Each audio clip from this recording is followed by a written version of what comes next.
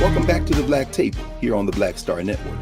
I'm your host, Greg Carr, and this is our weekly hour when we spend time thinking about issues of specific concern to people of African descent and to others fighting for a better society. As we know, here at the Black Table, we have regular guests and segments, and one of our regular segments is our legal roundtable. Today, we are joined by Professors Angela Porter and Valethia Watkins. But this is a special edition of our roundtable.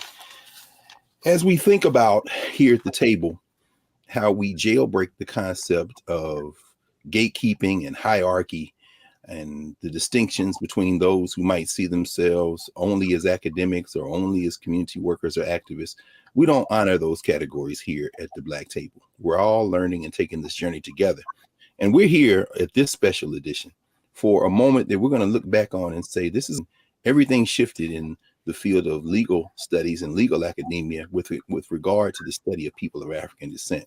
We're here on the occasion of the publication in volume 27 of the Michigan Journal of Race and Law of Professor Porter's new article, Africana Legal Studies, a new theoretical approach to law and protocol. So here at the Black Table, we're welcoming back our regular legal roundtable, Angela Porter and Valethia Watkins. Welcome, professors. Thank you. Good to be with you. Thanks for having me, and thank you for that very generous introduction. Well, I wanted to get y'all on screen before we get into this. Everybody should know by now, of course, that we are a longtime friend and colleagues. So the three of us having this conversation, it's an honor to be able to do this. I don't know that there's a precedent for folk to just tune in and have a conversation about a law review article that is so grounded in and pertinent to them. I'll mention that when Professor Watkins and myself were in law school, we had an old law professor, Leroy Purnell, who was the former dean now at Florida A&M University of Law at Ohio State. And, I remember approaching him with the possibility. I said, could we talk about Ma'at in the law? And at that time, in the late 80s, there really wasn't anybody around to have that conversation with. He certainly was enthusiastic, but he said, I have no familiarity with that. I have no concept of how we might even approach that. And so clearly we were waiting on you. So, and for those of you who don't know, Ma'at, of course, is an ancient Egyptian term, a Kemetic term, doesn't really translate into English, as our brother Mario Beatty would tell us. But Professor Watkins, I don't know if you have any opening thoughts before we turn to this article and spend our first block asking you, Professor Porter, how you came to this. And there are very few people. You quote Ken Nunn, you mentioned Sophie White and a handful of others that might gesture toward the idea of grounding the study of law against something that is much more ancient in many ways. And you coined the term protocol and then explore some African terms. But Professor Watkins, do you have any initial thoughts before we ask Professor Porter to jump in and walk us through this article? Well, I would just like to begin by saying thank you to Professor Porter for this beautifully written, deeply researched, and masterful article. It is a masterful demonstration of the application of the Africana Studies conceptual framework developed by Dr. Carr. And it is going to be a powerful contribution to our collective conversation about consciously re-engaging and relearning and reconnecting to what Dr. Carr refers to as that unbroken genealogy that exists. So I would say I'm so excited. I was so excited when it was published. I am so excited that it's going to be available to our community. Because as Dr. Carr said, in terms of jailbreaking, it is a demonstration of that in so many ways, because I would say to people, do not sleep on the footnotes. They are a tour de force. They're so, the article is so well written and so tight and cogent that it's highly readable and highly accessible. And it's such a demonstration of our cultural tradition. So I just want to start at the beginning, like Dr. Carr said, and have you share with us, how did you come to this topic and what did you hope to accomplish with this article? Wow. Y'all, Thank you.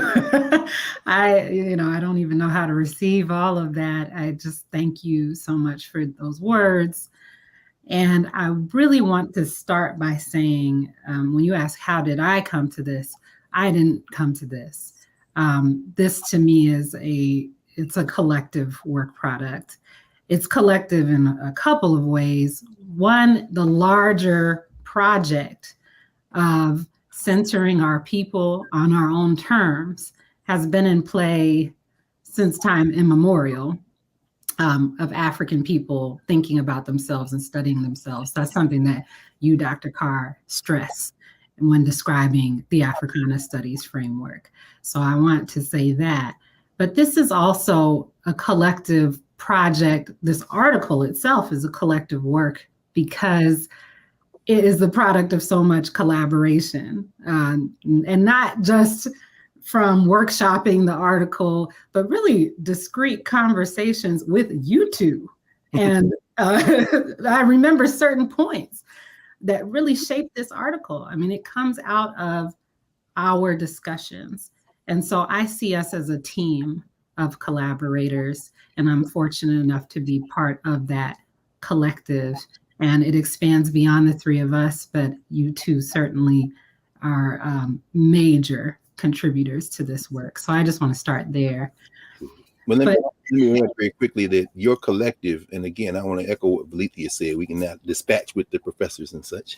But what Valethia said, your footnotes are literally a read through of generations of collective work. Everybody from Marimba Ani and Anderson Thompson to Jacob Carruthers and Ken Nunn, so many others. And as you stress in each of it seems, each of the 70 plus pages, 72 pages of this article, this is a collective work. And you, of course, quote Chancellor Williams. It's really a remarkable document. It's something that we, in terms of the thrust, would be very familiar with in terms of those communities of Black folk who are trying to do this thinking work. But you've projected this out into the world now in a way, and it is open source. And though y'all pay attention as Angie walks us through what that means, but it also, it's not critical race theory. So folks who might think, oh, critical race, in fact, you have displaced race for the much stronger and relevant grounding context of culture. So I'm going to, maybe in part, in the second section, we'll ask you to read from it, because the way you open, I think, the article, and Valethia, I think we both agree, it's cinematic. Nothing short of cinematic. So, well, our people are cinematic. I always say that there's so many stories when I'm teaching, and now, I have this privilege of being a teacher. I always am saying, where's my HBO series? Where's my film? Every time we talk about the stories of African people resisting, organizing, governing themselves, I'm like, this is cinematic. And, I say it in jest, because we don't need HBO, we don't want HBO, but it's to make the point of what you just said, which is these stories are so powerful. They speak to us more than the stuff that we watch on TV and on screen. So that's right. So how did you come to it? We've got just a couple of minutes in the first block. Okay. But it didn't start with you coming to law school, right? You've been thinking about Africa for a very long time. Indeed. It's interesting how time works, and perhaps we'll continue this in the next segment, but a pivotal moment in my life was sitting in your classes, Dr. Carr, at Howard, 2006 to 2010 as a student, and learning that Africana Studies framework. Which we developed together, by the way. Valethia was on that team when we wrote that curriculum in Philadelphia. I worked on the AP Studies, African American Studies curriculum, but let's be very clear, that's not African American Studies. What we're doing, Africana Studies, we did that collectively. That was collective work too. So it was collective, and we're a team, but you were the quarterback. So that's there we go. There we go. So I'm always saying, all right. Africana Studies framework. People are like, get on with it. No, but it's interesting how time works, because that framework then gives us a way to see the world. And now I can look back with hindsight to my childhood and filter it through that first part of your framework. So I'll just introduce it here, and then I would love to continue this story. Let's do it. But, so the framework has 6 conceptual categories. The first two are the paradigm shift. Yes. This is how I'm experiencing it. Yes. You have to correct me. But the first two, social structure and governance, are the paradigm shift. And I say that because quickly I'll say social structure is all about the landscape African people find themselves in. You crystallize it by saying, who are we to other people? Who are African people to others?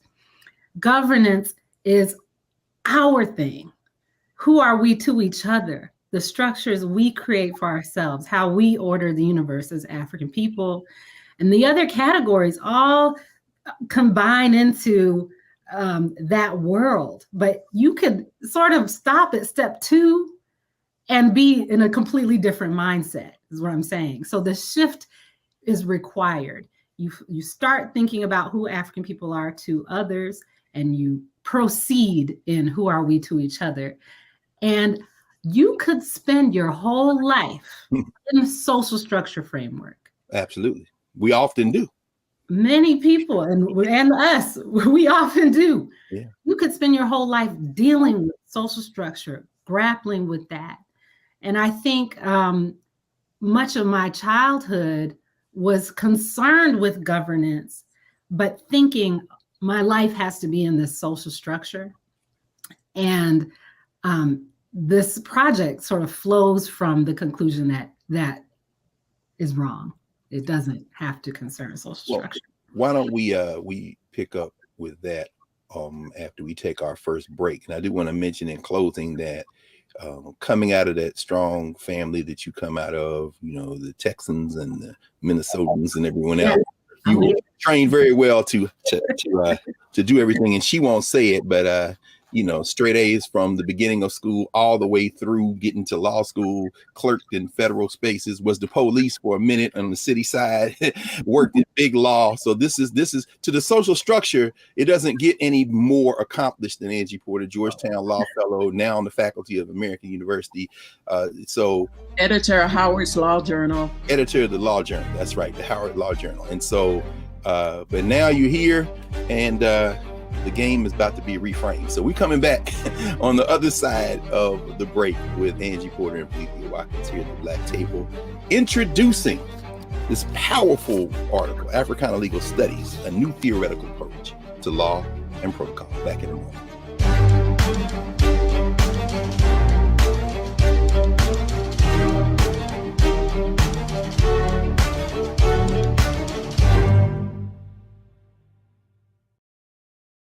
We wish to plead our own cause. Too long have others spoken for us. This is an opportunity for us to be able to speak to our issues. Y'all better understand something real quick.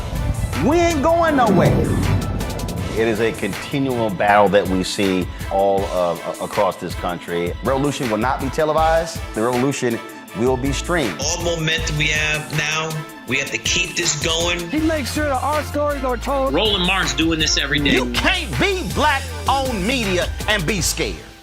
Black Star Network is here. Oh, no punch! I'm real revolutionary right now. Thank you for being the voice of Black America. All momentum we have now, we have to keep this going. The video looks phenomenal. See, there's a difference between Black Star Network and black-owned media and something like CNN. You can't be black-owned media and be scared. It's time to be smart. Bring your eyeballs home. You dig?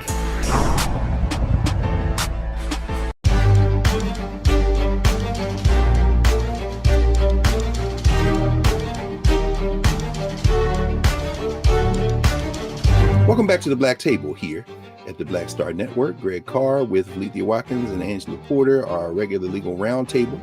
And Angie, you were about to continue in this conversation how you got to this. And Netta, I think, is the name that you propose instead of protocol. You said we got to even leave that language alone at some point. But please continue. Absolutely, yes, the comedic term. Well, I grew up in Minnesota, and I grew up in a very Black family. People think that, you know, every time I say Minnesota, people ask me, are there Black people there? And I say, yeah, of course. You know, we're everywhere. That's right. And I grew up in a small city, Rochester, Minnesota, where people came to that city to work. So they would either work at Mayo Clinic or IBM had a pretty vibrant hub there for a while. We did have this sizable Black community. It's still there. And I think it was big enough to maintain some institutions, Black churches, but it was small enough to where it was very cohesive. And I only realized that after I left Rochester that, wow, our community was tight. We all, all the families knew each other. The socioeconomic boundaries were not in play. We were all just together. And so that had a big impression on me, but it created this split of experience. I would go to school and be in what I would characterize now as the social structure and come home just like my parents would come home, and we would have our governance conversation, sure, our governance world. And I sort of just thought that's the way of the world, to quote Earth, Wind and Fire, that's the way of the world. And my parents were so just naturally intentional about making sure we knew our history, making sure we were confident and comfortable being us and being excellent at what we did. But again, there was this, you go to school, that's social structure. Ultimately, by extension, you'll have a career, that's social structure. When you come home to your family, your community, you're active in community, but that's just the way of the world. I come to the HBCU, Howard, and I sit in Dr. Carr's classes and I get this framework, and I don't even get it in those 4 years. I'm learning it, but I'm not like consciously understanding what has shifted. I just know something has shifted. And it's really, in hindsight, the primacy of the social structure in my life. It's understanding, I can be 100% about governance structure, no matter where I am, no matter whether I'm the police, as you say, no matter where I move in the spaces I go into, I can carry that center with me. I can center African people. And that's a very prominent element in your work, how we have to navigate those worlds. And in every space that you've been in terms of your legal training and then your work as a lawyer, public and in big law and private firms, you found ways to infuse that work with governance logics and ways of knowing, culture, meaning making. And as you trace the history of the Bamana people in Louisiana and before that set this framework, could you say a little bit about the tensions between law as we think about it and protocol as you introduce this kind of new theoretical framework for us to give some language to something we all experience, but particularly those folk out there who practice law, who study law, and young people who are thinking about going to law school? Any thoughts on that? Yeah, well, one of the big tensions, there's two main tensions that we have to contend with as a threshold matter. One is that the governance conversation is missing from the discipline of law.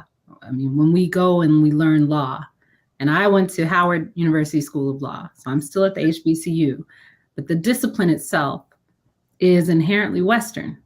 It's inherently talking about European governance. So Africa is missing from that equation. And I remember looking at case books as I'm going to class and reading the books and writing in the margins, where's Africa? Because they would mention Greece and Rome. These books would go all the way back to classical Europe. And they would really sit in medieval England and all of this. And you're thinking, where's Africa and where are Africans?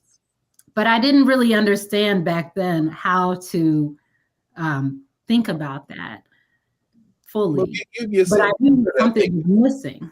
Well, I'm thinking about the special issue of the Howard Law Journal y'all edited when you went after Abraham Lincoln. I mean, that's in the arc of, unfortunately, a lot of what we think is Black intellectual work in the legal spaces. And of course, Valethia, you remember when we were in law school, I mean, we were we came of age during the curriculum wars of the late 80s and early 90s. And of course, we've had Baba Marie Kelsey here on the Black Table, and we would be deep into Africa, the study of Africa. But when we went into contracts and Civ Pro, we had not yet figured out a way to bring that in. I don't know if you yeah, you know, that the initial way we try is when everyone else was getting joint, well, not everyone, but people were getting joint degrees in law and MBAs or law and public policy. We petitioned the law school to allow us to get a joint degree in law and Africana studies, and they had agreed to that. That's right. And so we were trying to walk that walk. Like, wait a minute, we need to bring Africana studies into the law. Right. And then, it's everybody's like grappling with this. I think I was imagining, okay, we would have a case book on torts or contracts, but it would only involve cases about Black people. It would only have cases, it would be like Black torts. You know, I used to think of stuff like that. But I just knew something was missing. There was Black tort. Yeah. Blackness is a tort. Right. We have been harmed. Blackness is a tort. Anyway. Right. Tort, by the way, means a wrong in law. No question. But I also was, when I was editor-in-chief of Howard Law Journal, I was writing my journal comment, and it was all about Kemet, ancient Egypt. But I had to figure out the legal hook, and I had to tie it to international law and antiquities law. Let's get the name of that article. It's called Pharaohs, Nubians, and Antiquities. International law suggests it's time for a change in Egypt. That was by Angie Porter. There it is. Oh, wow. That's right. I'm sure people are like, wait a minute. Yeah, this isn't CRT or critical race theory. Toothless would call it CRT without knowing what it is. It's a different, okay. So I mean, I don't think either of us are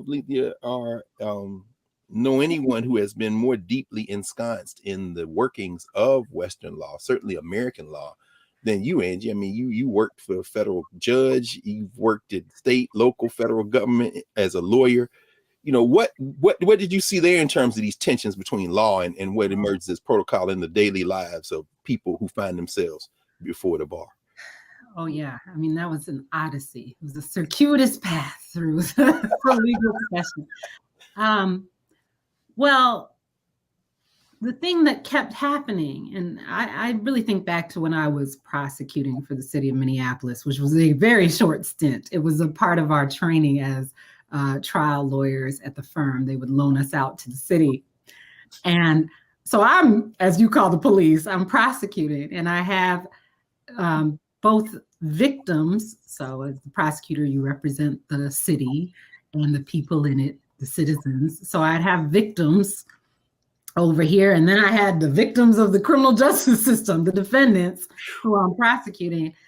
And there was this cultural thing of this feeling of this is just wrong by all of the Africans. And when I say Africans, I mean it in our Africana sense, a broad sense, continental and diasporic Africans, African Americans included in that. Which you explain in the article, yeah. So you had a sense that as you write in the footnotes of this article, everybody, including you, said this system is not for us. Right. You just knew. I mean, we all knew. We're all looking at each other. I'm prosecutor. I'm looking over at the, the parties. My God. And we're all just like, we know that this is messed up, and we know this is wrong. And there's something about when you are in the professional role, right, as a Black lawyer, and you can look at someone who is in the defendant's chair, and y'all are looking at each other at the same level.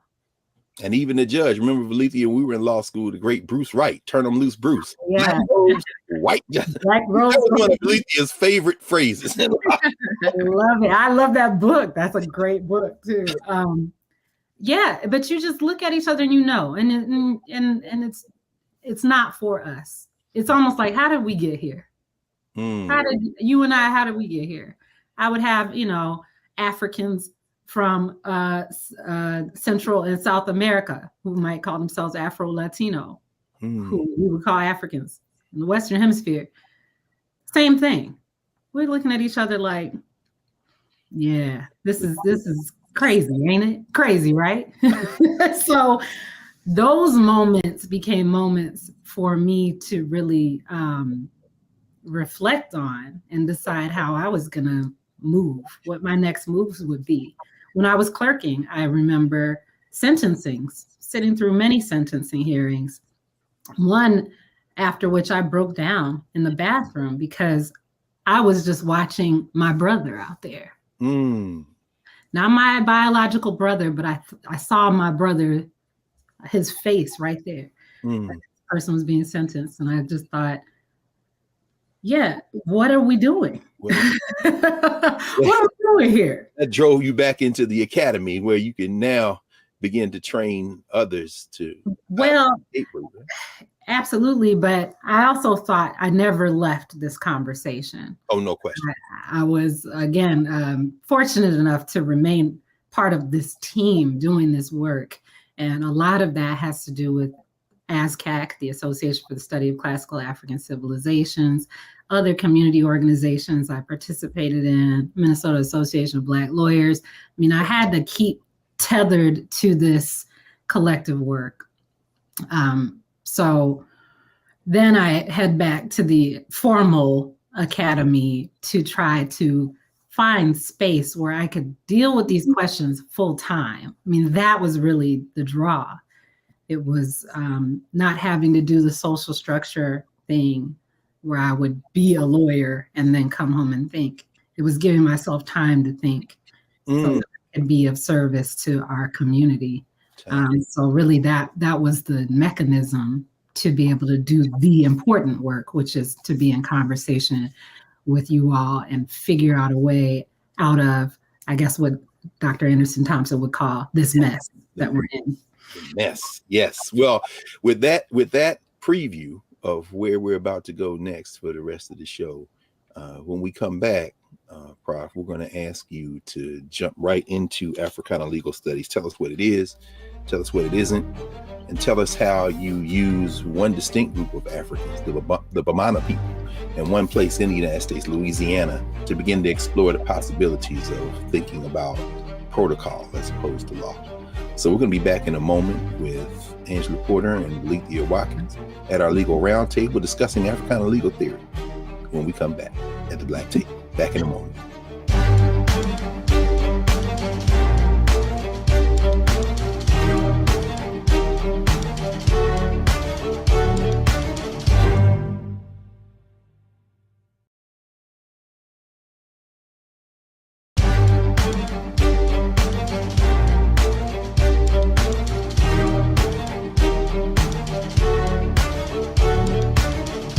Welcome back to the Black Table here on the Black Star Network. Remember to support the Black Star Network, join the Bring the Fun Fam Club, and support us across all of our platforms. You're not going to have these conversations anywhere else. Professor Porter, when we left, we were walking right up to the edge of the Michigan Journal of Race and Law in your article. Would you mind reading the first two paragraphs of this article just to give people a little taste of what they're going to get into? I'm going to start with a quote at the beginning. African people have produced the same general types of institutions for understanding and ordering their worlds as every other group of human beings. Though this should be obvious, the fact that we must go to great lengths to recognize and then demonstrate it speaks to the potent and invisible effect of the enslavement and colonization of African people over the last 500 years. That's Greg Carr. We got to start there. And Lethea Watkins and all of our teachers, Marie Kelsey and Anderson Thompson and Jay Corrales. Yes. So that's the Africana Studies Thrust. Okay. All right. I see you got me. Now, okay. Y'all get ready. Y'all get ready. Now, imagine this thought in your mind. Go ahead and read this. All right. All right. In 1743, a group of enslaved Africans from various estates in French colonial New Orleans, gathered, held a musical ceremony sung in their native language, and discussed the actions and fate of a slaveholder named Corbin. Earlier, Corbin had threatened to shoot one of the enslaved Africans in this group. And Corbin's brother then actually shot that person with a gun loaded with salt. Now, as the group of Africans gathered, they determined that Corbin had to die. 2 months later, Corbin disappeared and was never found. If we use a traditional Western legal framework to describe this situation, we might say that this group of slaves met, conspired, plotted to murder, and likely did murder Corbin. But if we center this perspective of these enslaved Africans and contemplate that they had their own home cultures with their own systems of justice brought with them from Africa, we might rephrase. These Africans convened and judged Corbin's conduct, sentenced him to death, and likely executed him. So those Africans were Bamana. Huh? Well, this is from Gwendolyn Midlow Hall's work, and she's looking through the colonial archives, letters, court records, and it's not clear who exactly these Africans were, what nations they belong to. But we do know the Bamana people are, they are thick in colonial New Orleans. I'm sorry, but believe you, footnote 6 just makes me laugh out loud every time. Well, okay, let's see. What is footnote 6? Yeah, no, go ahead. Okay. They evidently sentenced Corbin to death and carried out his execution. Corbin disappeared after going out to hunt, and one of the members of this group, named Jeannot, threatened another slaveholder by saying he knew who killed Corbin. The others know what went down. And they're like, be careful. This is contemporary. Black people haven't, hey man, you watch out now. I know who killed Corbin. Exactly. So we laugh at, but I mean, what's the difference that you make this distinction between governance and social structure, but protocol? In other words, they're not just randomly out here. Walk us through that.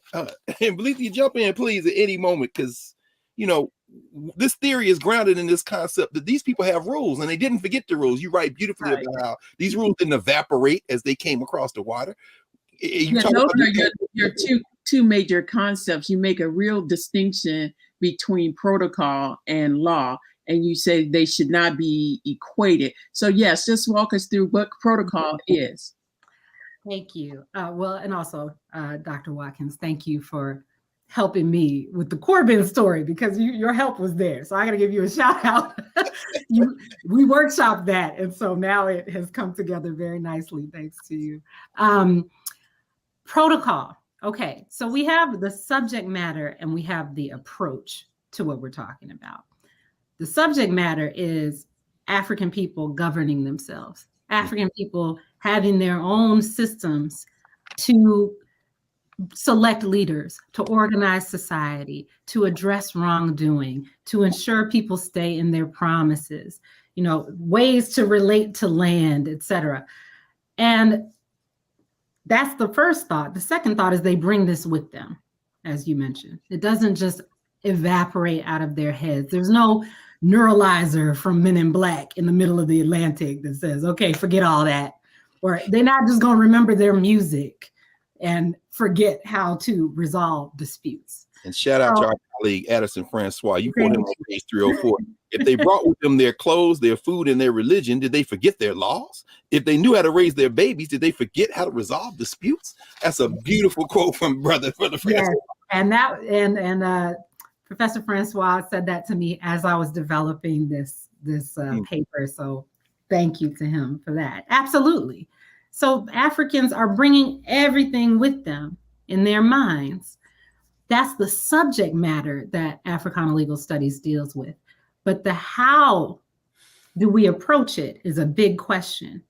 Do we call it African law? Do we call it African customary law?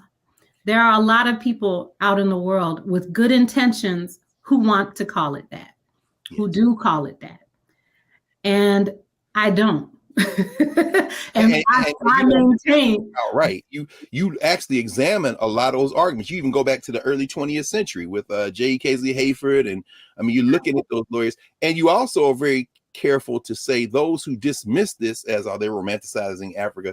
You say, to quote the late John Bracey, who we had here, people are spinning these theories on very thin margins of knowledge. Nobody ever asked them to say, well, what's your evidence for that? You're like a prosecutor in these pages going after these people who say you shouldn't be talking about Africa, but go. Right. Maybe that prosecutorial experience paid off. But the key there, I think, comes from Dr. Jacob Carruthers.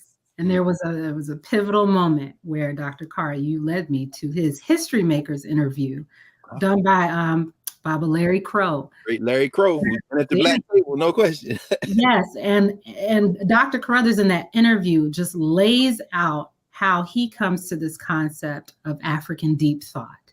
He says he's moderating this question of, is there philosophy in Africa? And he has 3 steps to this. 1, philosophy is a European discipline.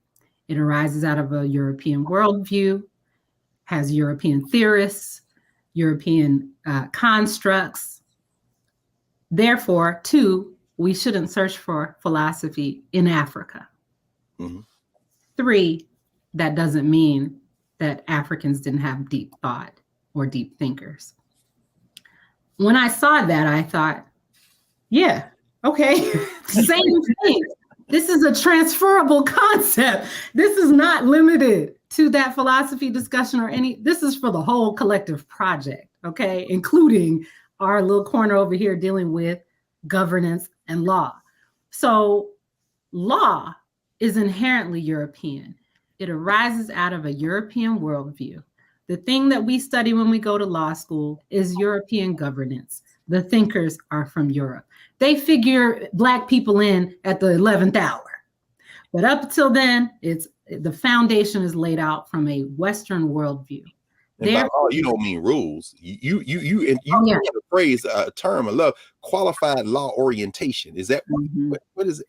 Yes, the qualified law orientation is this improper imposition of legal constructs, Western legal constructs, onto cultures that are outside of the West. And that is in the same conversation. So we shouldn't search for Western legal constructs in Africa. That doesn't mean Africans didn't have governance. And when we talk about governance in this conversation with law, we have to call it something else. We call it protocol. That helps us break away, that helps us break the chain, as Dr. Carruthers said, that links African ideas and European ideas. We have to have this, as Dr. Oyoranke Oyewumi would say, and Dr. Watkins has taught me all about her, we have to have an epistemic rupture. We have to depart from these constructs that are so prevalent and ubiquitous. So we must call it something different. So just like African deep thought, we call it protocol, and we came to that term. You point out that it's not equivalent, it's not lesser, it's not lesser, and it's not the same thing. It's something beyond. Absolutely. So when I tell students, when I tell students about protocol or people about protocol, generally there's this knee-jerk reaction that, oh, well, it's something lesser. Folk culture or diminished culture, mass culture, absolutely. Yeah, distinct doesn't mean lesser. That's right. And so I don't want to.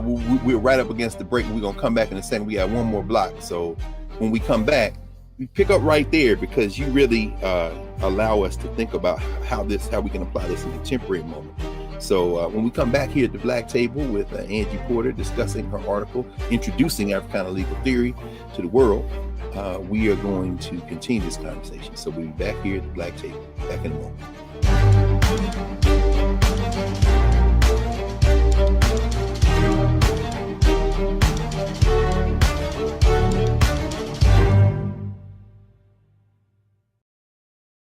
When you talk about Blackness and what happens in Black culture, We're about covering these things that matter to us, speaking to our issues and concerns. This is a genuine people-powered movement. There's a lot of stuff that we're not getting. You get it, and you spread the word. We wish to plead our own cause. Too long have others spoken for us. We cannot tell our own story if we can't pay for it. This is about covering us. Invest in Black-owned media. Your dollars matter. We don't have to keep asking them to cover our stuff. So please support us in what we do, folks. We want to hit 2,000 people, $50 this month, raise $100,000. We're behind 100,000, so we want to hit that. Y'all money makes this possible. Check some money orders. Go to P.O. Box 57196, Washington, D.C. 20037-0196. The Cash App is $RM Unfiltered. PayPal is R Martin Unfiltered. Venmo is RM Unfiltered. Zelle is Roland at RolandSMartin.com.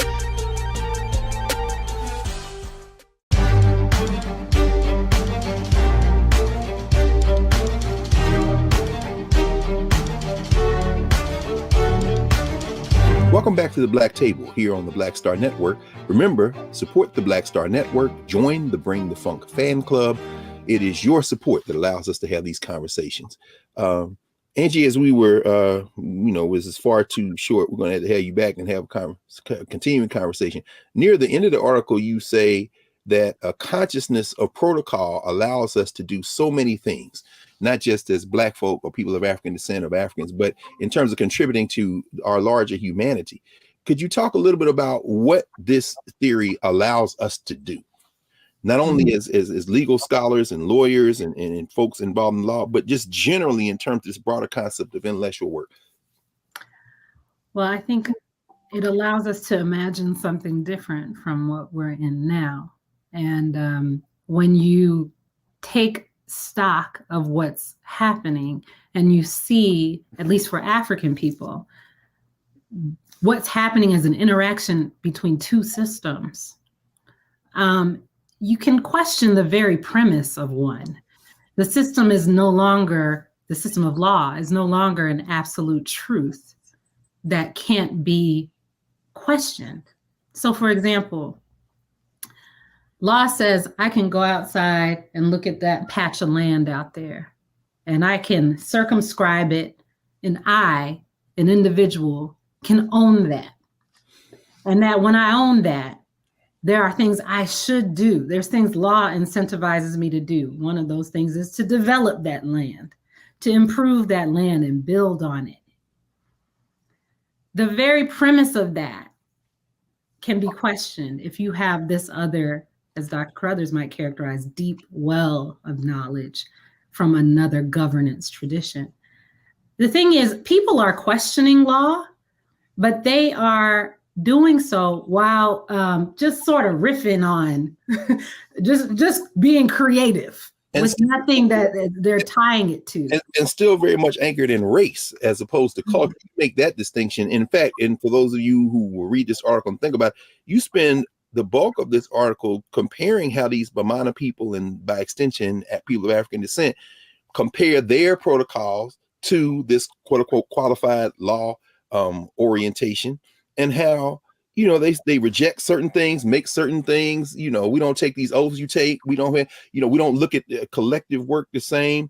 And you compare the Code Noir as it develops in Louisiana with what these Africans are doing. And you establish the fact that while we may live in this social structure, we have our own rules, our own elders, our own communities, as you say. And out of that, that's how we resolve disputes. And it should be very familiar to folk who, again, thinking about the class analysis, who are not steered toward, as you were, as I was, as Dr. Watkins was, and so many of us are, to go to the university to somehow find a framework to help our people. I mean, that's why they're flailing. And no, this is found in the neighborhoods. Right. It's found on the street corner. You talk about at the feet of the elders. Go ahead.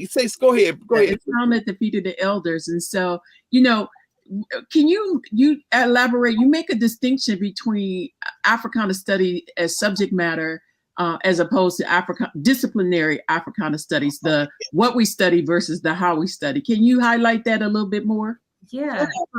So what we just said, the how African people are doing things differently. I mean, that's the subject matter, but the way we approach it is the method. That's the methodology. And so it has to be African centered.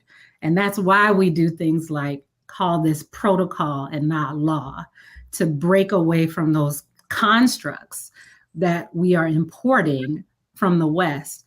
I mean, it's like, you know, Terminator vision. If you have a headgear on and you're scanning the landscape, you got all these like computations going, you're using this Western architecture, this framework to analyze Africana.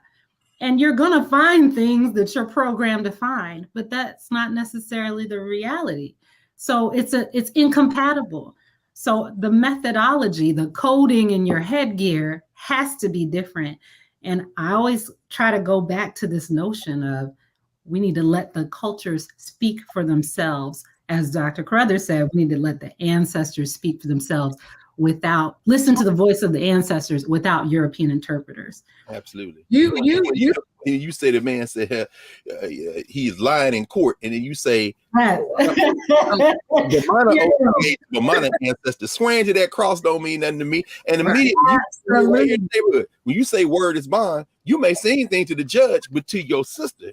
Absolutely. This is it. It's like the Bamana are making oaths to their ancestors.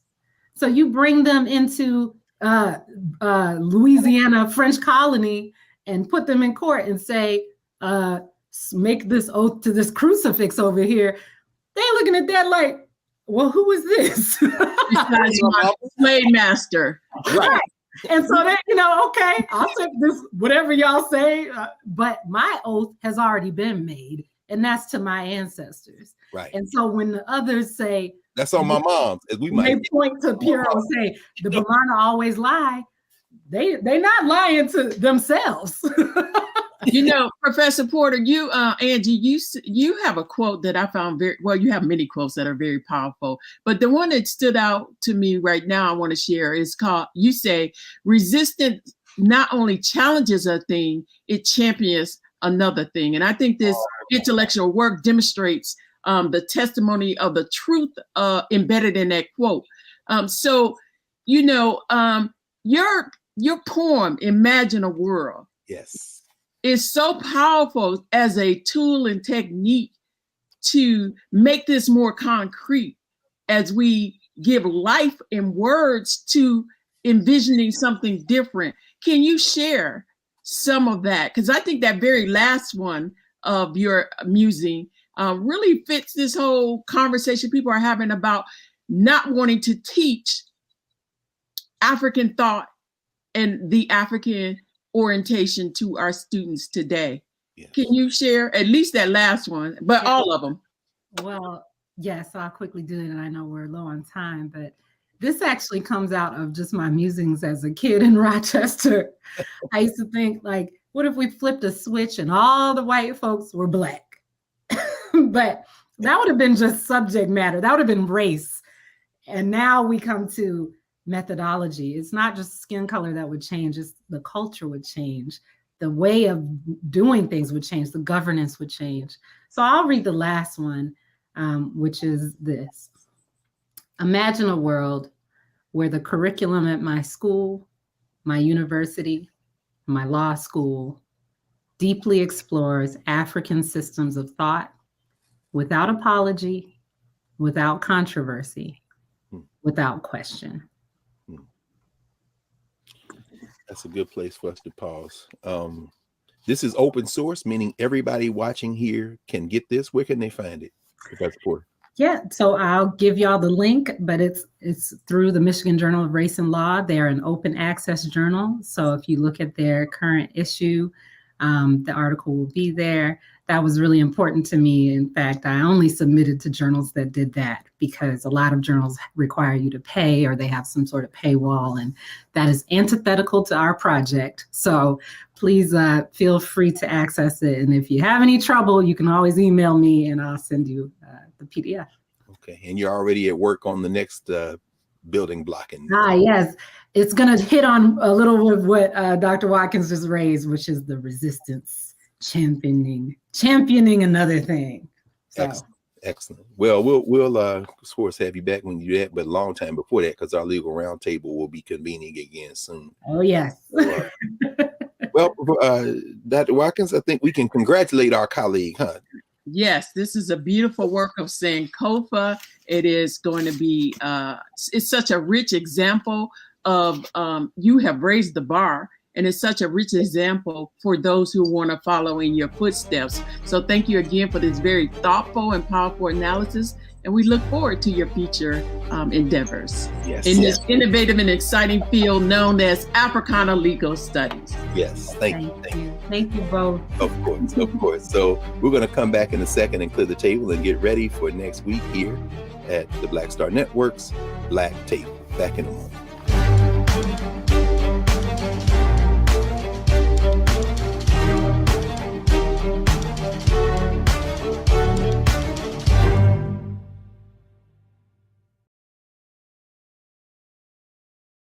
Hatred on the streets, a horrific scene, a white nationalist rally that descended into deadly violence. White people are losing their damn minds. As an angry pro-Trump mob storms the U.S. Capitol, we've seen shooting. We're about to see the rise of what I call white minority resistance. We have seen white folks in this country who simply cannot tolerate black folks voting. I think what we're seeing is the inevitable result of violent denial. This is part of American history. Every time that people of color have made progress, whether real or symbolic, there has been what Carol Anderson at Emory University calls white rage as a backlash. This is the rise of the Proud Boys and the Boogaloo Boys. America, there's going to be more of this. Here's all the Proud Boys, guys. This country is getting increasingly racist in its behaviors and its attitudes because of the fear of white people. The fear that they're taking our jobs, they're taking our resources, they're taking our women. This is white fear.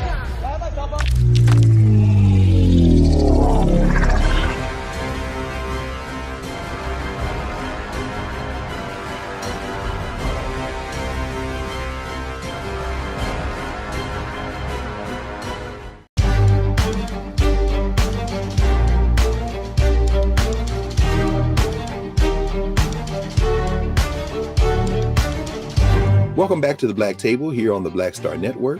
And as we clear the table for this week, in the wake of the publication in volume 27, number 2 of Africana Legal of the Michigan Journal of Race and Law, Africana Legal Studies, New Theoretical Approach to Law and Protocol by Professor Angie Porter, who is an assistant professor of law, of course, at the American University Washington College of Law.